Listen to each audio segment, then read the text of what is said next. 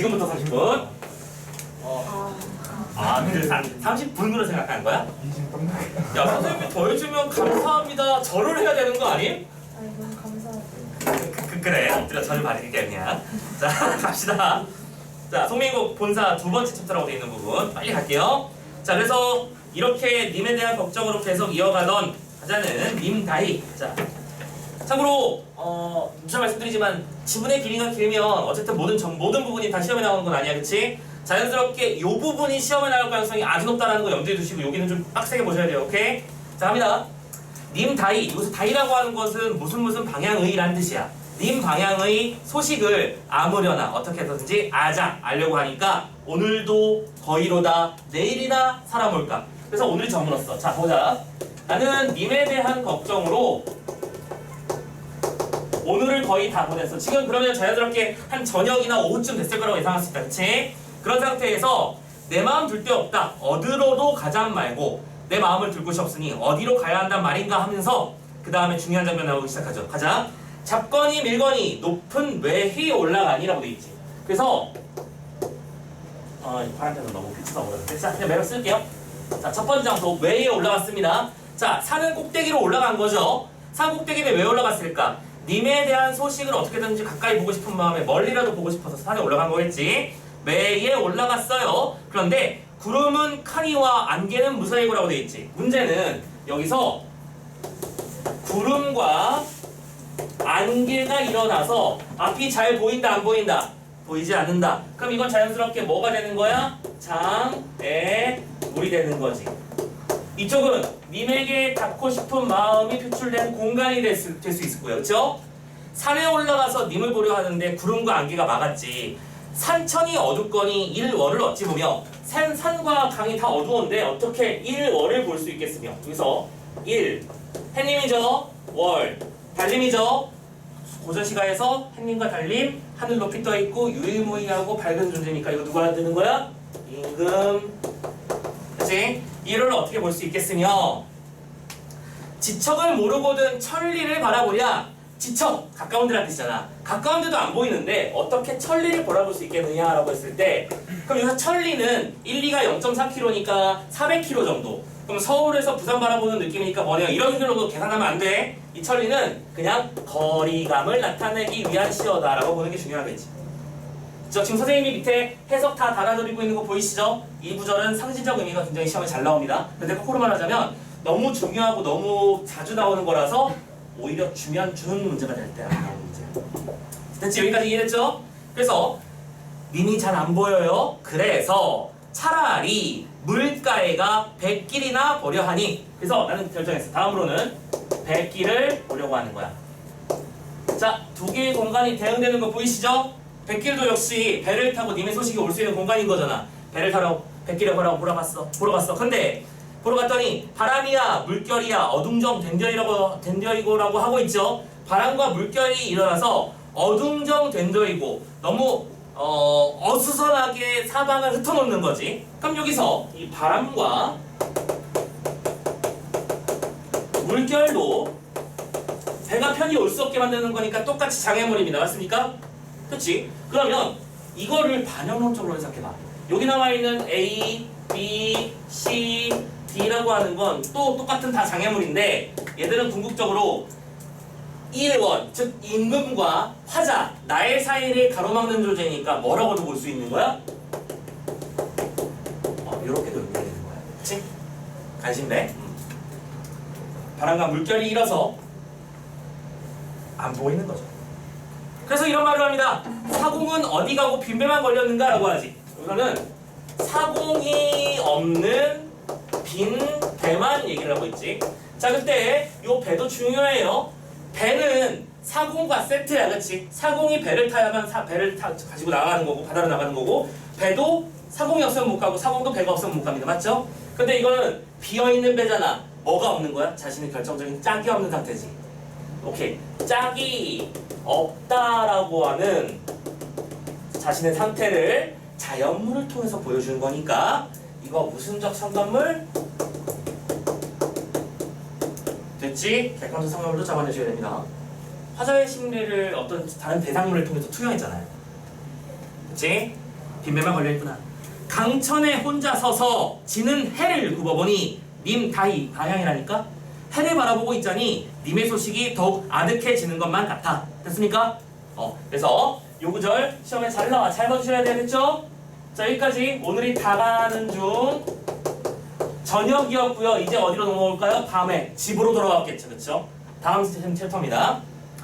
모첨 찬자리에 밤중만 돌아오니, 모첨은 초가집이란 뜻이잖아. 오케이?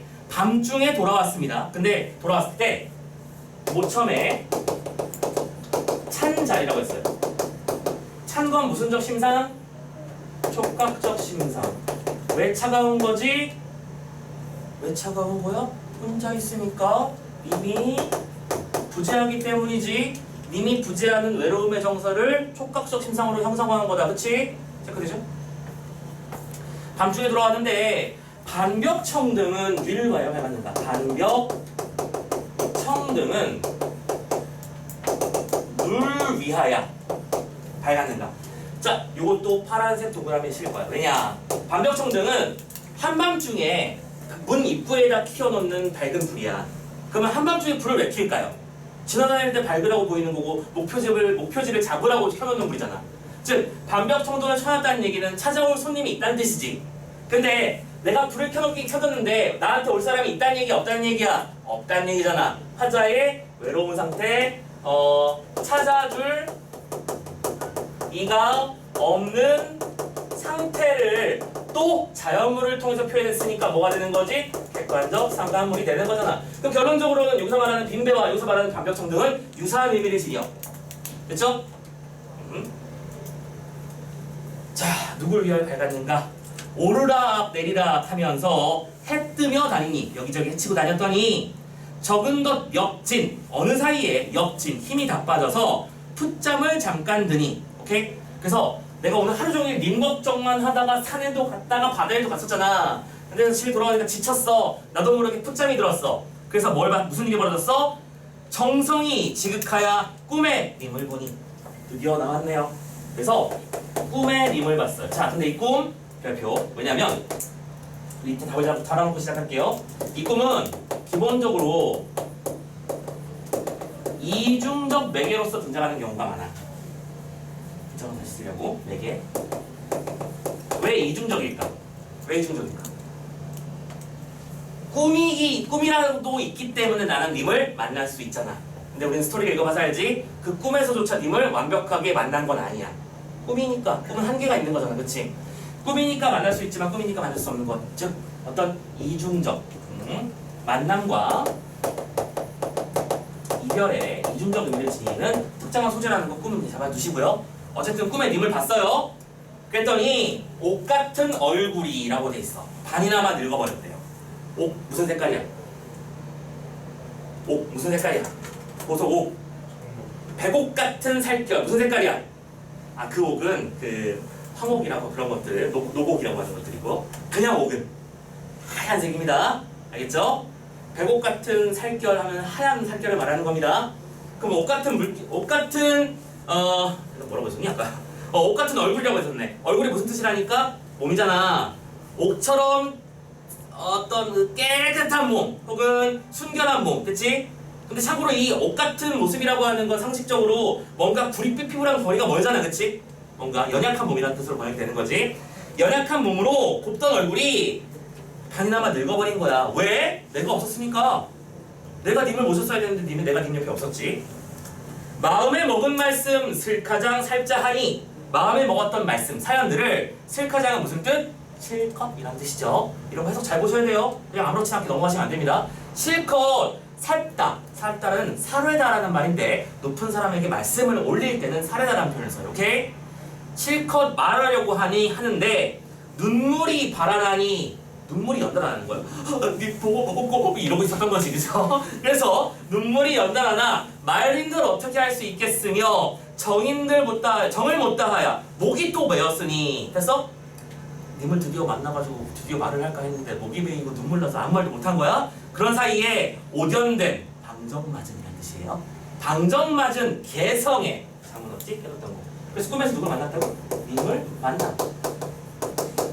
그래서 말을 하려고 했는데 눈물 때문에 얘기도 못하다가 결국 개성, 달개 울음소리 때문에 잠을 깨버렸지. 그럼 이것도 뭐야? 님과의 만남을 방해하는 장애물이지. 장애물 5개 보이시죠? 체크 잘해놔. 자, 개성 장애물. 잠을 깨버렸어요. 그래서 여기까지가 참고로 어디예요? 본사예요. 여기까지가 본사입니다. 자, 나는 이제 님과 함께할 방법이 딱히 이제 안 떠올라. 그쵸? 현실적으로는 이별이 이루어져 버렸고 꿈에서조차 님을 만날 방법은 없어? 무슨 짓을 해도 님을 못 만나? 그래서 이제 결심했어. 어와 허사로다. 이 님이 어디 간고? 오케이? 아, 전부 다 허망하구나, 허탈감을 느끼는 거야. 님은 도대체 어디 계신 것인가? 결에, 참고로 방금까지 잠자고 있었잖아, 그렇지? 그렇기 때문에 잠결에라고 표현한 거야. 잠결에 일어나 앉아서 창문을 열고 바라보니 어여쁜 그림제 날 쫓아올 뿐이로다. 어여쁘다 무슨 뜻이야? 어여쁘다. 에이, 화문제가 배웠잖아. 불쌍한 그림자가 그림제라고 표현한 거지, 그렇지? 어여쁜 그림자, 불쌍한 그림자니까 자신을 말하는 거지, 그렇지? 하자 자신을 불쌍하게 여기는 거야. 그림자가 날 쫓고 있을 뿐이로구나. 화자의 외로움을 간접적 대상을 표현하고 있다라고 해도 되는 부분이잖아, 이런 거. 그치? 밟아주시고.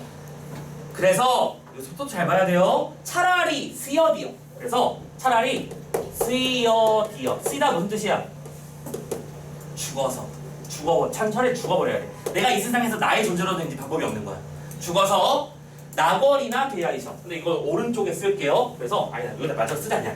그래서 나는 나월 지는 달림이 될 거야. 오케이? 그럼 이 나월이 뭐가 되는 거지? 화자의 분신이 되는 거지. 오케이? 죽어서 되는 존재니까 분신이지. 나월이나 대야이셔. 님 겨신 창 안에 번듯이 비치리라.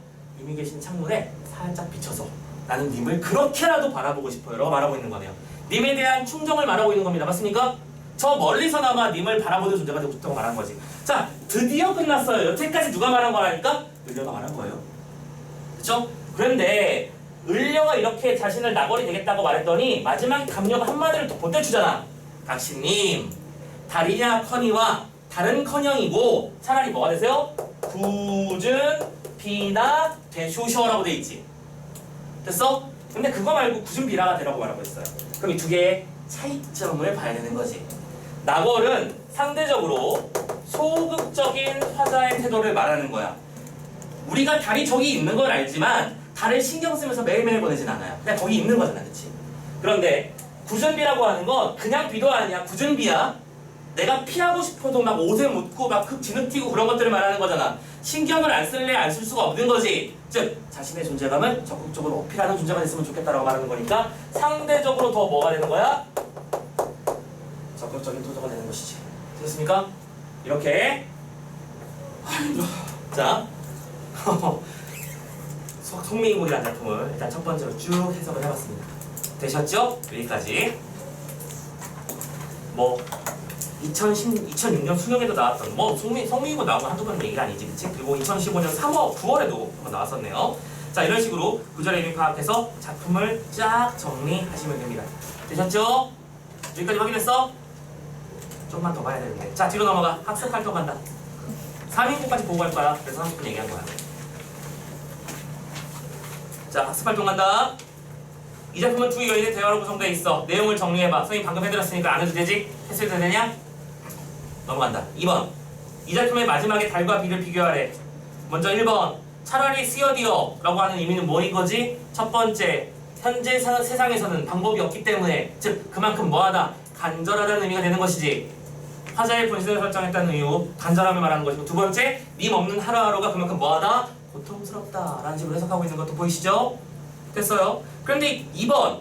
낙월과 구준비의 의미 차이를 생각해보라 라고 돼 있지. 낙월은 잠깐 동안만, 밤 동안만 지속되는 건데 구준비는 촉각으로 감촉되고 계속 지속되는 것으로 의미될 수 있어. 즉 소극적 대 적극적이라고 하는 대조적 요소를 잡아주시면 핵심은 찌르는 것이야. 됐죠?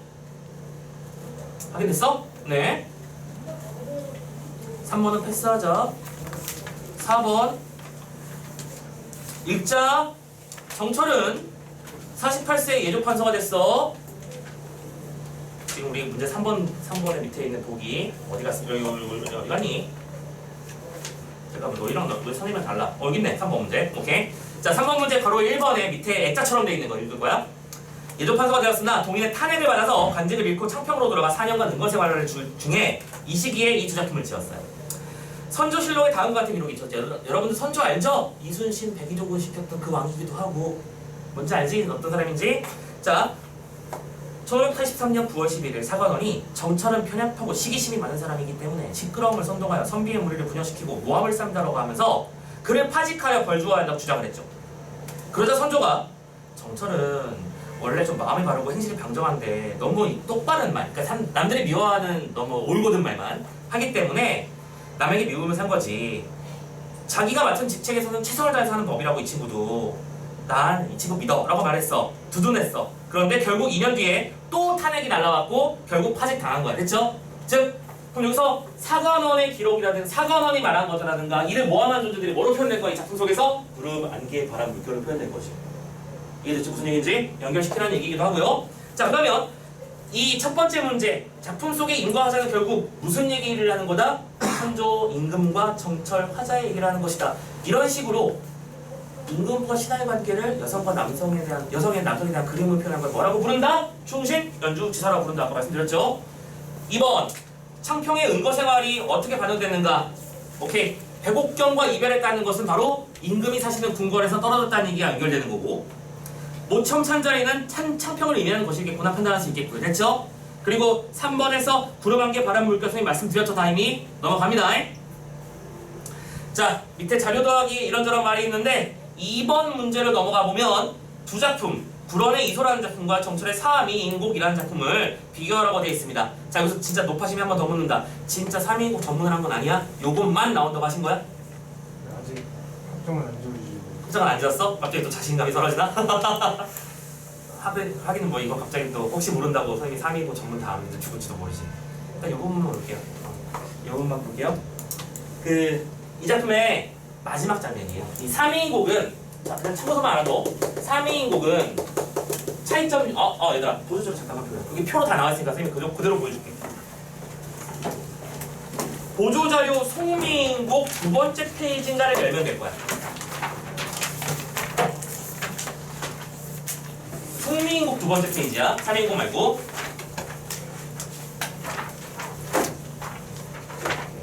자, 차장님 177페이지라고 표현되어 있을 거예요. 그렇지? 차장님 왼쪽 아래에 3인곡과 송미인곡 비교 보여? 막 별표 치고 싶게 생기지 않았음? 3인곡이 제일 마지막 페이지. 아, 송미인곡. 3인곡 바로 앞에 송미인곡이겠지? 송미인곡의 두 번째 페이지. 요거 별표. 별표 그러나 답부터 얘기하고 시작할게. 3인국과 송인국의 공통점은 뭐라고? 임에 대한 그리움을 노래하시고 죽어서도 다른 자연물이 되고 싶어하는 뭐가 나온다? 화자의 분신이 나온다. 두 개 잡았습니까? 됐죠? 충신연주지사고요. 화자의 분신이 등장한다고요. 이렇게 설명해도 돼. 근데 차이점이 뭔데? 사미인곡은 한 여인이 계절에 따라 독백하는 느낌이야. 우리가 보진 않았지만. 근데 우리가 방금 봤던 송미인곡은 두 인물이 뭐하고 있었죠? 감야와 일라의 대화를 하고 있었던 거 기억나시죠? 그렇죠? 두 번째, 사미인곡은 상대적으로 고사성어나 한자어가 되게 빈번하게 많이 나와. 근데 우리가 방금 봤던 장면 중에서 특히 이런 장면을 보면 사자성어보다는 한자어보다는 우리말 표현이 더 두드러지게 나타나고 있죠? 이렇게 차이점도 잡을 수 있고. 세 번째, 태도를 보자. 사미인곡은 속만 태우면서 몰라주어도 님을 따르겠다고 말하는 소극적인 태도가 중심이 돼. 참고로 이게 우리한테 별표야. 우리가 보려는 부분이거든. 근데 송미인곡 우리가 방금 봤던 작품의 결말은 어땠어? 나벌이 되겠다고 했더니 감녀가 굳은비가 되라고 하면서 자신을 적극적으로 어필해야 돼 라고 말하고 있는 중이야. 됐죠? 차이점 이해되셨죠? 그러니까 결론적으로는 사미인곡과 송미인곡을 비교하면 이쪽이 더 적극적이고 이쪽이 더 소극적인 거야. 그런데 송미인곡 안에서도 적극적이고 소극적인 것의 대비는 있는 거지. 이해되셨죠? 그러면 3인곡의 마지막 장면 읽어볼게. 이런 식이야. 자, 잠깐 동안 생각 마라. 그럼 참고로 이 앞에서는 계속해서 님 생각만 했겠지. 됐냐? 봄에도 님 생각, 여름에도 가을에도 겨울에도 다 님 생각을 했던 거야. 생각을 안 해서 이 시를, 이 걱정을 잊고자 했더니 마음에 맺혀있고 골수, 뼈에 사무쳐 있어서 편작이 여리온들 이병은 어찌하리. 편작은 유명한 의원이에요.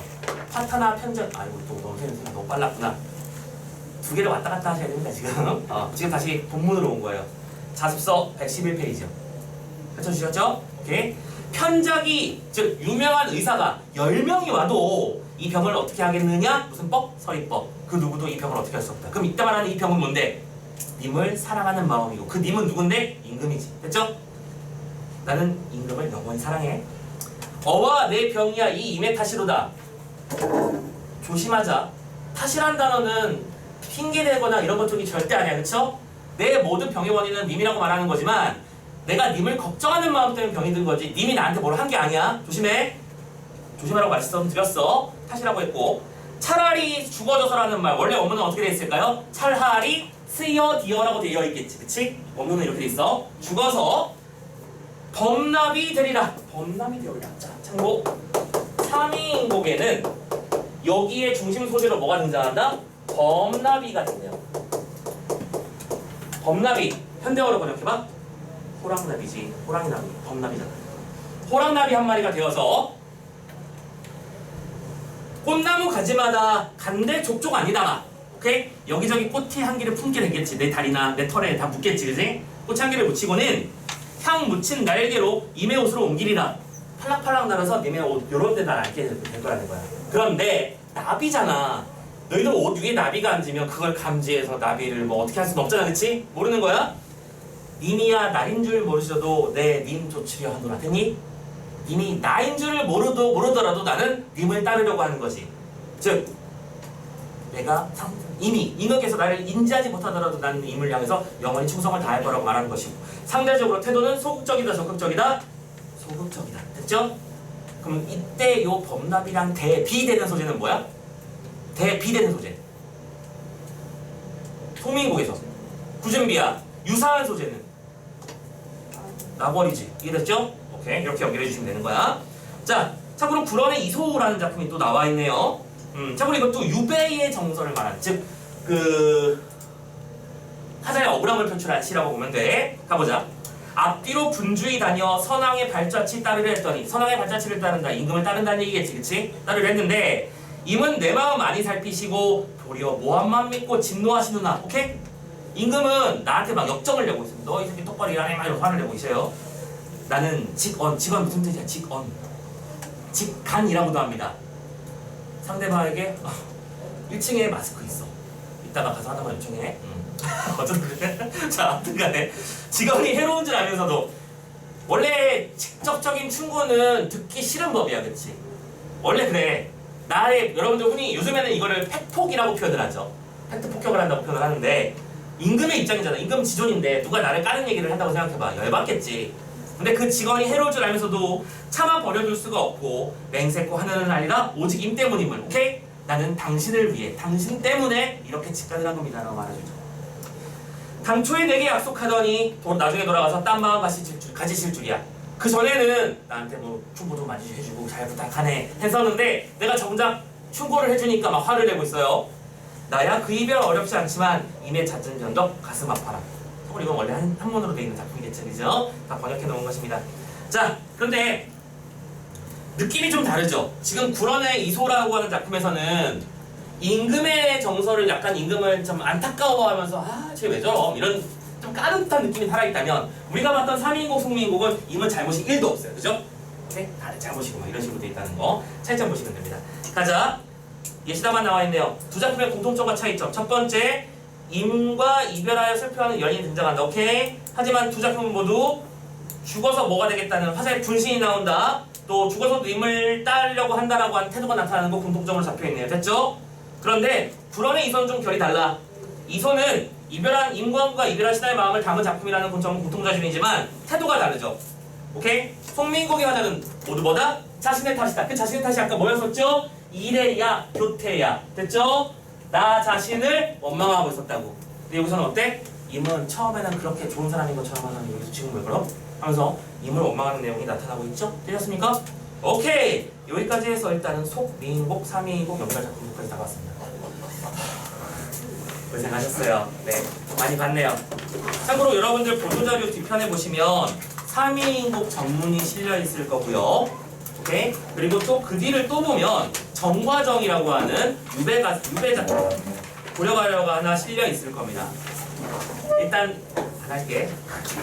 나중에 건드릴 수도 있어. 문제 두시고. 자, 오늘도 고생 많이 하셨고요. 문제 부지런히 풀어오시고요. 과제집 숙제 나갔습니다, 이제. 오케이? 부지런히 또 풀어놓도록 합시다. 얘들아, 두 번째 과제집은 범위가 확정되면 그때 거기 부분까지 다 묶어서 드릴게요. 아시겠죠? 네, 일단 요거까지만 먼저 풀자고. 자, 고생하셨습니다. 살펴들 가세요.